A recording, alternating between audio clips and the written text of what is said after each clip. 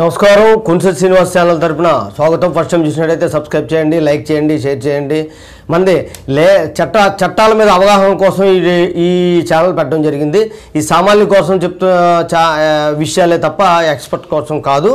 మీరు ఈరోజు ముఖ్య విషయం ఏంటంటే రేపు 11వ తారీఖుని ఎలక్షన్స్ ఉన్నాయి.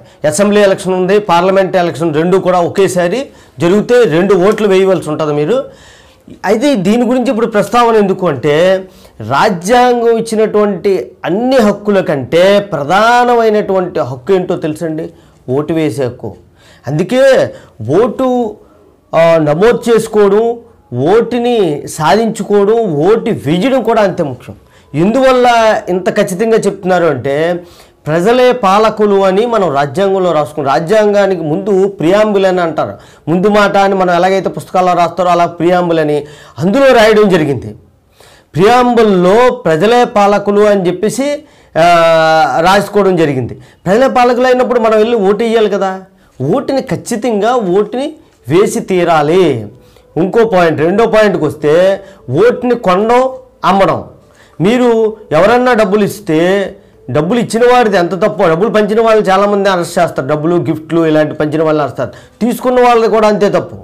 తీసుకొని మీ పార్టీకి ఓటేస్తామని చెప్పడం కూడా తప్పే. ఖచ్చితంగా మీరు ఎలాంటి వాటికి దూరంగా ఉండండి, మంచి వ్యక్తులకి ఓటేయండి. అడ్వర్టైజ్మెంట్లు, టీవీల్లో వచ్చిన అడ్వర్టైజ్మెంట్లు కానీ, యూట్యూబుల్లోని, ఫేస్బుక్లోని, వాట్సాప్లో వచ్చిన అడ్వర్టైజ్మెంట్లు నమ్మొద్దు. ఇవేమీ కూడా. అలాగే మీకు వాళ్ళు ఒక ఫార్మేట్ రిలీజ్ చేస్తారు, దాన్ని మేము ఈ హామీలు అనమాట, మేము ఇవి ఇస్తాము అవి ఇస్తాము ఇవన్నీ హామీలు ఇస్తూ ఉంటారు. అవి కూడా నమ్మొద్దు. ఎందుకు నమ్మొద్దు అని అంటున్నానంటే, దానికి లీగల్ శాంక్సిటీ లేదు. వాళ్ళు ఇచ్చేటువంటి హామీల్ని అమలు చెయ్యాలి ఖచ్చితంగా అని చెప్పేసి చట్టంలో లేదు. అందువల్ల వాళ్ళ నోటుకు వచ్చినటువంటి హామీలు ఇవ్వచ్చు, తర్వాత అమలు చేయడం మానేసినా సరే లీగల్గా మనం ఏ చర్యలు తీసుకోలేము. అందువల్ల ఏం చేస్తారంటే అలాంటి హామీలు నమ్మొద్దు. టీవీల్లో వచ్చిన అడ్వర్టైజ్మెంట్స్కి కూడా లీగల్ శాంక్సిటీ లేదు. అందువల్ల వాటిని కూడా నమ్మకండి. మీరు మీ ప్రాంతంలో ఉన్నటువంటి మంచి వ్యక్తి ఎవడైతే ఉన్నారో ఆ వ్యక్తిని చూసి, ఇక్కడే పుట్టిను నేను ఇక్కడే చేస్తాను అన్నటువంటి వ్యక్తి ఎవడన్నా ఉంటే వాళ్ళకి ఓటేసుకోండి. మీ గ్రామాలని, మీ నియోజకవర్గాల్ని అభివృద్ధి చేయండి. దాని మూలంగా రాష్ట్రాలు కానీ దేశం కానీ అభివృద్ధి చెందుతుంది. ఈ చిన్న చిన్న డబ్బులకో గిఫ్ట్లకో ఆశపడొద్దు. అలాగే మన తాలూకా భవిష్యత్తు, మన వచ్చే జనరేషన్ తాలూకా భవిష్యత్తును కూడా పణంగా పెట్టొద్దు. మంచి వ్యక్తులు ఓన్ చేయండి.